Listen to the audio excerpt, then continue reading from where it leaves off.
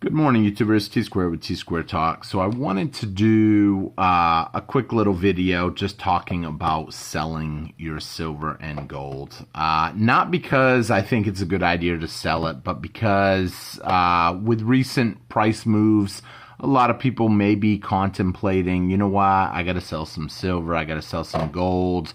Maybe you had an emergency come up. And I think it's important that we talk about selling gold, silver. Some people might call it profit taking. Some people ain't gonna like this video at all. But there's a right way and there's a wrong way to sell your gold and silver. It's something that's happened to many people. I myself have had to sell some since I've been stacking. I've been stacking for a long time, and my viewpoint, some of y'all may know, is a little different on gold and silver than a lot of other, I don't want to say hardcore people or brainwashed people, but because it's not meant to be a bad thing that I'm trying to say, but it is something that should be talked about. If you do enjoy the video, please hit the thumbs up button. And if you don't, hear it to the end. And if you agree with me, then definitely please hit that thumbs up button. So you've gotten to the point where you got an emergency. A lot of people treat gold and silver as purely a savings account. For me, this is not just a collectible. This is a savings account. It is a way that I can put extra cash into something that will hold value and more than likely go up in value, as I have seen since I've been collecting. When I started collecting, banks weren't paying nothing on interest. I could have given my money to the bank, allow them to gain power off of it, allow them to loan it to other individuals, charge them interest rates, and what did I get in return? Absolutely nothing. They use our money to make themselves richer, essentially. And I was never really a fan of that system. It's all I knew when I was really young. So we do it. However, now, with everything going on, they realize that people are starting to opt out of that system. Less people have money in the savings account. More people are willing to put it on riskier things. I'm not saying gold and silver is risky, but let's say you are into cryptocurrencies, meme tokens, crypto tokens even,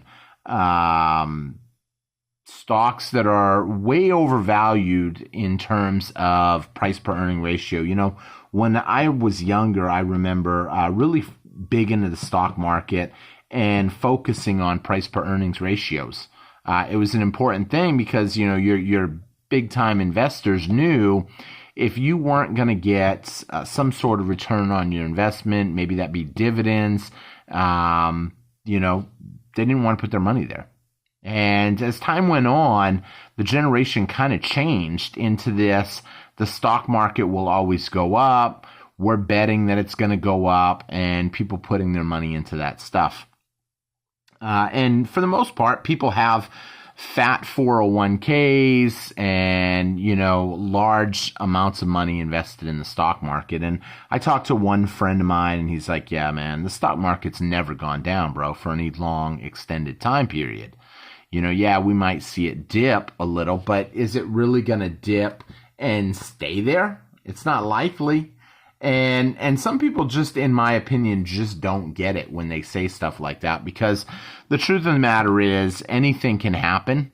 And what is it backed against? You have companies that are basically holding their dividends now. They're reinvesting their dividends is what they're calling it. They're taking the dividends, buying more stock for the company to hold. What does that do? It drives the price higher. But if they need the money, they'll sell their stock. And if they were to sell all their stock, well, then essentially the stocks plunge. So a lot of people think that, that's not going to happen. You never know what could happen. We could have a big downturn in the market. And, with gold and silver, though, it steadily goes up. We are never going to go. I can't think of any scenario that could drive gold back down to $400. I can't think of any scenario that's going to take silver back down to $5. I hear people say, oh, gold and silver can go to 0 too. No, it can't. I can't imagine how the whole world is going to all of a sudden say, we don't want your gold, we don't want your silver, when every country in the world is buying it. When you have the Vatican covered in gold stuff, you have high-ups in government buying gold. You have governments themselves buying gold. You have royal families buying gold and silver and jewels. You know, this stuff is not going to go to zero. It is a true safe haven. So down the road, if someone had to sell something, there's a right way and a wrong way to sell it. You know, I talked in shorts recently that, you know, if you go to a pawn shop, you're probably not going to get your best sales price. You know, you spend a lot of time stacking. If you're following the channel, you've been stacking for a while, you've made a lot of money, you've put a lot of time into it, and all of a sudden to just let it go because I hate to say you're lazy and you just want to go to the first pawn shop that you see and sell it to them. It happens. It happens. And, you know, I used to have this mentality, oh, I'll go to the pawn shop and I'll get a good deal on it too. Absolutely not. Most of the time, gold and silver at pawn shops are always way overpriced. Now, are there some exceptions to that rule? Of course. I've got a couple friends that are in pawn shops, and sometimes they run deals. Sometimes they price it a little higher, and you have the option to negotiate with them. But some places do not budge. But the best way, like I've said time and time again, I know some people are not fans of sharing that they stack precious metals. And I understand that there is a security risk with you telling too many people. However, nobody knows what you got. Nobody knows. Now, I mean, me, I'm public, so a lot of y'all know what I got, and that's why I don't keep stuff at my house. Do I have stuff that comes into my house periodically? Absolutely. This box just came in yesterday. Someone asked me if I would help them sell this box of stuff, and I said, yeah, I'll help you out. I know some people. He didn't want to go talk to individuals and stuff, and he knew that I knew people and said, hey, can you help me sell it all? I need some money for something, and, you know, I don't want to borrow the money from the bank. I'd rather just sell some stuff, take the money after that, and continue putting it to precious metals, a little bit at a time. Will he pay a little bit more down the road? More than likely he will, but how much did he save on interest? You know, I view this as a savings account. You know, your wealth, if you're buying precious metals, you know, in the old days, they used to tell you, you know, well, in the really old days, they would tell you, it was money, literally. But in more recent times, they'll tell you, you know, a good portfolio is balanced with about 5%, maybe 10 at most, in precious metals, and the other 90 to 95% in stocks, bonds, that type of stuff. You know, I think with the markets the way they are, I think that's extremely risky and unwise in a lot of cases. Do I think that the stocks are good? Yeah, but I would not want to have 5% of my money in precious metals and 95% in essentially, I don't want to say a Ponzi scheme, but essentially something that's not having as big returns as, in my opinion, it should.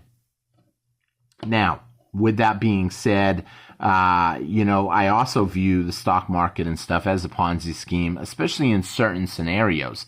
I talked to one person, he's like, no, I think the stock market's at an all-time high, but I can't sell. I said, what do you mean you can't sell?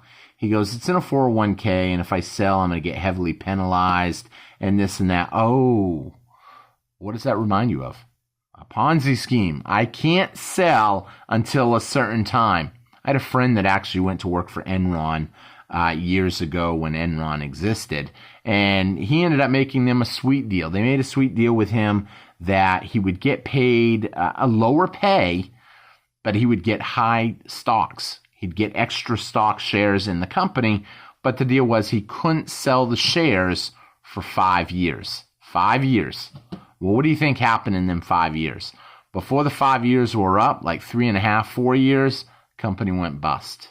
And Enron was no more. And those shares were worthless. So not only did he work for less, but he also put extra money of his pay in for shares, and eventually he had nothing. You know, when you're holding gold and silver, you're holding the something. It is the something. It's never going to go to zero. The idea that gold and silver can go to zero is just insane to me. And the idea that we are even looking at fair market values right now with stuff as inflated as is, I don't think we are. I think there's a lot of room for gold and silver to go a whole lot higher. You know, you take something, I was listening to something the other day about the amount of debt that's in the world.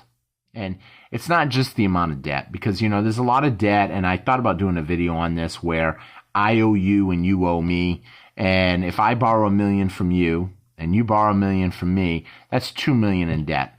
Well, to a certain point, that is $2 million in debt. However, those two debts can be washed out in a blink of an eye. We just cross it out. I paid you, you paid me, boom. You know, now neither of us owe anybody. And there's a lot of that kind of debt out there. However, what there is a lot of also is too much money, too much fiat currency in the world, too much paper, too much of this stuff. And when you have too much of this stuff in circulation, essentially this stuff is only going to keep going higher. But people don't understand that. A lot of people are just naive to it. They don't understand what is really going on, what's at play. And essentially, they could end up losing everything.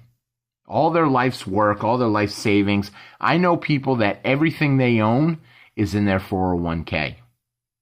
And that's a scary thought when you think about it. You know, maybe they might have a couple percent, 5%, or whatever the financial advisors tell you to hold. You think a financial advisor who's making a commission off of you buying and selling stocks is going to essentially tell you to buy gold? No, because he ain't getting a commission off of this. You know, now I will say there are people out there that are preaching buy gold, buy silver, this and that, because they make a commission off of that too.